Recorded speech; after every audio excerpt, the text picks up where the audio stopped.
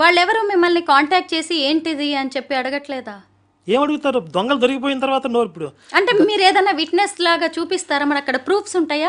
చాలా ట్రోల్స్ లో మేము విత్ ప్రూఫ్స్ తో సహా వాళ్ళని బయట పెట్టారు. ఇప్పుడు మేసాల గురప్ప సంగతి తీసుకోండి. అతను ఏం చెప్పాడు? పున్నమి నాగు సినిమా కథ, నా కథ ఇన్స్పిరేషన్, నన్ను చూసి రాసుకున్నారు. ఏవిఎం ప్రొడక్షన్ వాళ్ళు ఒక సినిమా షూటింగ్ కోసం అడవుల్లోకి వస్తే ఈడంట చెట్ల మీద తిరుగుతున్నాడంట, కింద తిరగట్లేదంట, చెట్ల మీద తిరుగుతుంటే 13 సంవత్సరాల వయసు అప్పుడు. ఈడేంటి ఇలా ఉన్నాడు ఈ పిల్లోడు అని చెప్పి వాడి చరిత్ర తెలుసుకుని, వాడు చిన్నప్పటి నుంచి విషం దాగి పెరిగాడని తెలుసుకుని ఆ కథతో పున్నమి నాగు సినిమా తీశారని చెప్పాడు. కానీ అసలు వాస్తవం ఏంటంటే, అసలు ఆ పున్నమి నాగు సినిమా గురించి మేము చూసినప్పుడు ఇది కన్నడ సినిమా, కన్నడలో ఒరిజినల్ మూవీ. దాన్ని రీమేక్ రైట్స్ తీసుకున్నారు ఏవిఎం ప్రొడక్షన్స్ వాళ్ళు. ఏవిఎం ప్రొడక్షన్స్ వాళ్ళకి ఒరిజినల్ సినిమా కాదు అది. కన్నడలో ಹುಣ್ಣಿಮೆಯ ರಾತ್ರಿಯಲ್ಲಿ ఇది టైటిల్. ఇది 1980లో విడుదలైంది. దీని డైరెక్టర్ ఎవరు?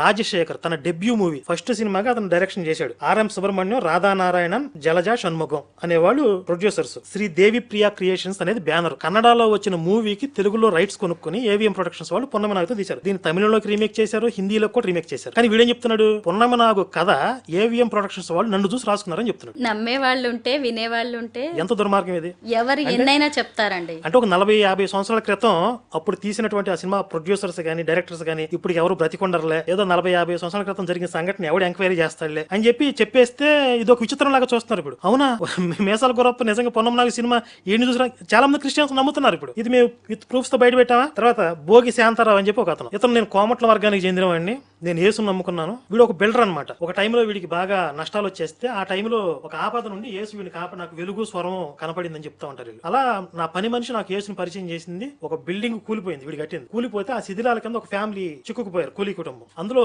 ఒక పిల్లోడు చిక్కుకుపోతే ఆ పిల్లోడు ఎక్కడున్నాడో యేసు చూపించాడు, వాడిని బయట తీసాం అని చెప్పి ఇట్లా చెప్పుకుంటూ పోయాడు. వీడు చెప్పిన ఆధారాలను బట్టి మేము గూగుల్లో ఎంక్వైరీ చేసాం. ఇంకా ఆ రోజు న్యూస్ పేపర్లు ఏమొచ్చినాయి మొత్తం చాలా రీసెర్చ్ చేస్తే అప్పుడు తెలిసింది ఏంటంటే, వీడు కట్టిన బిల్డింగ్ కూలిపోయి ఎందుకు కూలిపోయిందంటే ప్రభుత్వం అనుమతి లేకుండా కట్టాడు.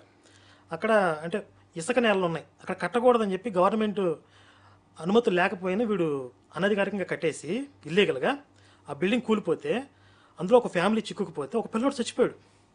ఆ పిల్లోడు చచ్చిపోయిన విషయం వీడు చెప్పట్లా. అయితే వీడు వెలుగు వచ్చింది, వీడు పని మనిషి దేవుడిని పిలిస్తే దేవుడు వచ్చి ఆ పిల్లోడు ఎక్కడున్నా చూపించాడు, ఇవన్నీ చెప్పాడు కదా.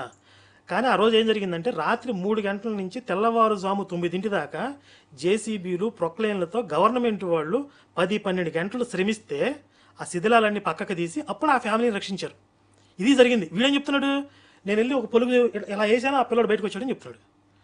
అంటే ఆ రోజు న్యూస్ పేపర్లు మనకి దొరకకపోతే దాన్ని పుస్తకాల రూపంలో ప్రింట్ చేసి ప్రచారం చేస్తున్నారు, ఒక కోమట్ల వాడి సాక్ష్యం అని చెప్పి.